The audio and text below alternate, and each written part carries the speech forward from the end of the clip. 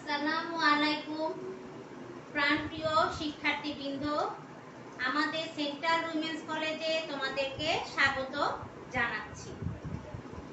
আশা করি যে যেখানে আছো আল্লাহর রহমতে ভালো আছো। আমাদের কলেজে তোমাদেরকে আমরা স্বাগতম জানাচ্ছি এবং বিশেষ করে আমার গার্হস্থ্য বিজ্ঞান ক্লাসে যারা অংশগ্রহণ করছো তাদেরকে আমাদের এই সাবজেক্টের বিষয়ে আমন্ত্রণ জানাচ্ছি।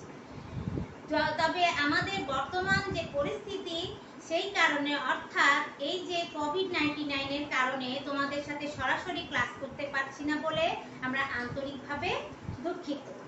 তবে আমরা সেই অপরচুনিটিটা আমরা চেষ্টা করছি, সেই ল্যাকিংসটা চেষ্টা করছি অনেকাংশে অনলাইন ক্লাসের মাধ্যমে কি করতে পুষিয়ে নিতে। আবার যখন পরিস্থিতি স্বাভাবিক হবে নিশ্চয়ই তোমাদের এই নতুন মুখগুলো আমরা দেখতে পারবো এবং সেই আশায় আমাদের প্রথম ক্লাস শুরু করছি। আমি আমার নিজের পরিচয় আগে তোমাদের কাছে দেই,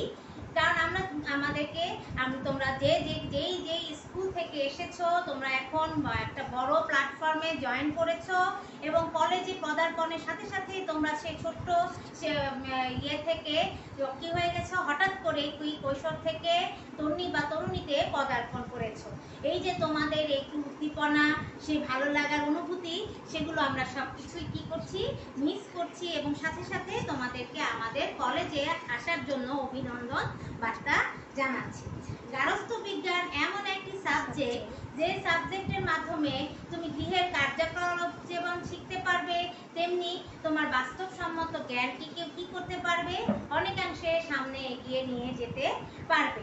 গার্হস্থ্য বিজ্ঞানের মাধ্যমে প্রত্যেকটি শিক্ষার্থী করতে পারে তার শিক্ষা জীবনের সাথে বাস্তব জীবনের অনেকটাই কি করতে পারে, আন্তরিক সম্পর্ক, অঙ্গাঙ্গিক সম্পর্ক তুলে ধরতে পারে এবং এই সাবজেক্টের মাধ্যমেই কিন্তু কি হতে পারে, একজন ছাত্রী তার অনেক গুণের পরিচয় বা বহিঃপ্রকাশ ঘটাতে পারে।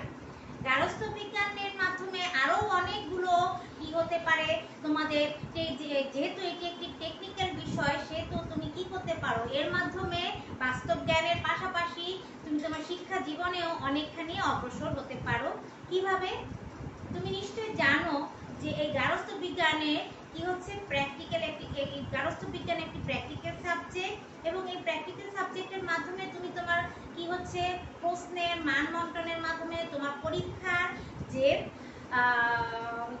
পরীক্ষায় যে তুমি নাম্বার পেতে পারো তা অনেকটা এগিয়ে নিতে পারো এবং তোমার গ্রেডটা অনেকখানি বেড়ে যেতে পারে। সেভাবেই তুমি কি করতে পারো, তোমার মান উন্নয়ন করতে পারো। অর্থাৎ জিপিএ 5 এর ক্ষেত্রে তোমার গার্হস্থ্য বিজ্ঞান সাবজেক্টটি অনেক বেশি কি গুরুত্বপূর্ণ ভূমিকা পালন করতে পারে। অন্যান্য সাবজেক্টের তুলনায় এটি তোমার কাছে অনেকটাই সহজলভ্য এবং সহজ হয়ে থাকবে। সে কারণেও প্রত্যেকটা ছাত্রী কি করে পারে যে আমাদের গার্হস্থ্য বিজ্ঞানে অত্যন্ত আন্তরিকতার সাথে কি হতে পারে, অংশগ্রহণ করে। সেজন্যই তোমাদেরকে আমরা এবং আমাদের যে শিক্ষক মণ্ডলী আছেন তারাও অত্যন্ত সচেষ্টভাবে এই গার্হস্থ্য বিজ্ঞান কি বিষয়ে তোমাদেরকে সম্যক ধারণা দেওয়ার চেষ্টা করে। আমাদের আছে সুদৃশ্য ল্যাব এবং এই ল্যাবের মাধ্যমে তোমরা কি করো, আরো বাস্তবপূর্ণভাবে বাস্তবতার সাথে তোমরা বিভিন্ন এই গার্হস্থ্য বিজ্ঞান বিষয়ে কি করতে পারো, ব্যবহারিক শিক্ষার অংশগ্রহণ করতে পারো, যাতে তোমরা প্রত্যেক শিক্ষার্থী কি করো, অত্যন্ত আনন্দের সাথে শিক্ষা গ্রহণ করো। এখন চলো আমরা আমাদের এই যে আজকে যেহেতু প্রথম তোমাদের সাথে আমাদের কি হচ্ছে ইন্ট্রোডিউসিং ক্লাস, সেজন্য অনেক বেশি কি করব না, দীর্ঘমেয়াদী আমি আমার লেকচারটি করব না।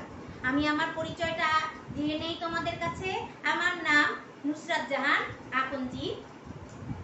আমি তোমাদের গার্হস্থ্য বিজ্ঞান বিভাগের বিভাগীয় প্রধান এবং আমাদের এই সাবজেক্টে আরো একজন ম্যাডাম আছেন, উনিও তোমাদের কি করবেন, অত্যন্ত আন্তরিকতার সাথে তোমাদেরকে শিক্ষাদান করবেন এবং আশা করছি আমাদের মাধ্যমে তোমরা কি হবে, গার্হস্থ্য বিজ্ঞান সম্পর্কে অনেক বেশি জানতে পারবে। এখন চলো আমরা গার্হস্থ্য বিজ্ঞান কি বই ফলো করব, গার্হস্থ্য বিজ্ঞানের বিষয় কোড কি, এটা চতুর্থ বিষয় হিসেবে কেন তুমি নিয়েছো, সে সম্পর্কে আমি তোমাদেরকে কিছু কিছুটা সম্যক ধারণা দেওয়ার চেষ্টা করছি।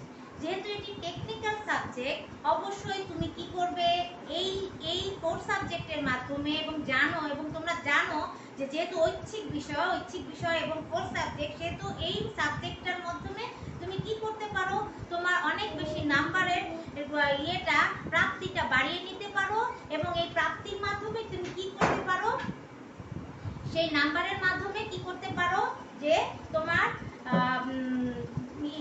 নাম্বার বন্টনটা অনেক বেশি বাড়িয়ে দিতে পারো। তাহলে চলো কি হচ্ছে আমরা দেখি এইখানের সাবজেক্টে কি হচ্ছে তোমাদের কোড নাম্বারটি কত। তাহলে দেখো আজকে আমাদের গার্হস্থ্য বিজ্ঞানের কোড নাম্বার হচ্ছে, বিষয় কোড হচ্ছে 273 এবং 274। এবং আমার নাম তো তোমাদেরকে আগে বলেছি, আমার নাম কি, নুসরাত জাহান আকন্জি, সহযোগী অধ্যাপক এবং তোমাদের বিভাগীয় প্রধান। এখন চলো আমরা এখানে কি করব, আচ্ছা তাহলে আমরা কি করছি যে গার্হস্থ্য বিজ্ঞানের যে তোমরা কি বই অনুসরণ করবে তার উপরে কিছুটা ধারণা দিই। আমরা সবসময় কি বোর্ডের বই ফলো করি এবং বোর্ডের বইয়ের ফলো করার ক্ষেত্রে তোমরা যেহেতু এখন বড় ক্লাসে উঠে গিয়েছো, অবশ্যই সাথে একটি রেফারেন্স বই অবশ্যই রাখার চেষ্টা করবে। এতে তোমার কি হবে, প্রশ্নের উত্তরের মান তোমার অনেকখানি বেড়ে যাবে। কারণ কি একটি বই থেকেই সাধারণত জ্ঞান লাভ করলে তোমার জ্ঞানটা কি হয়, সীমাবদ্ধ হয়ে যায়। এজন্য যদি তুমি 2-3টি বই একই পাঠ্যসূচির উপরে পড়াশোনা করো এবং তোমার নলেজটা অনেকখানি বাড়িয়ে নাও, তখন তোমার কি হয়, প্রশ্নের মান বন্টন এবং প্রশ্নের উত্তরটাও অনেক বেশি রিচ হয়। সেজন্য আমরা সাধারণত বোর্ডের বই ফলোর সাথে সাথে একটি রেফারেন্স বইয়ের নামও উল্লেখ করি। তাহলে আমরা প্রথমে বোর্ডের বইয়ে যেই বাজারে যে বোর্ড বইগুলো আছে তার মধ্যে আমাদের কলেজে আমরা গার্হস্থ্য বিজ্ঞান প্রথম পত্র এবং গার্হস্থ্য বিজ্ঞান দ্বিতীয় পত্র, এই দুইটি বই আমরা কি করি, তোমাদেরকে সবাইকে পড়তে বলি। এবং এটি সাধারণত মলিনা রানী ঘোষ প্রফেসরের বইটি আমরা কি বলি, তোমাদেরকে গাইডলাইন হিসেবে দিয়ে থাকি।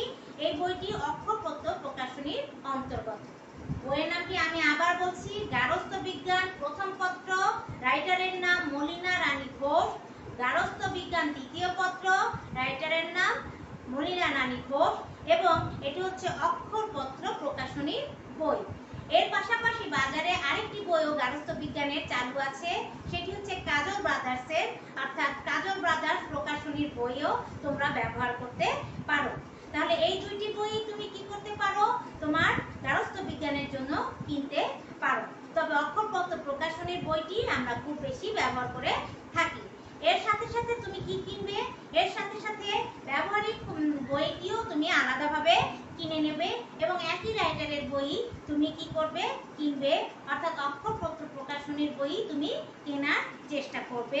মলিনা রানী, রাইটারের নাম আবার বলছি মলিনা রানী ঘোষ, প্রকাশনীর নাম অক্ষরপত্র প্রকাশনী। এখন চলো আমরা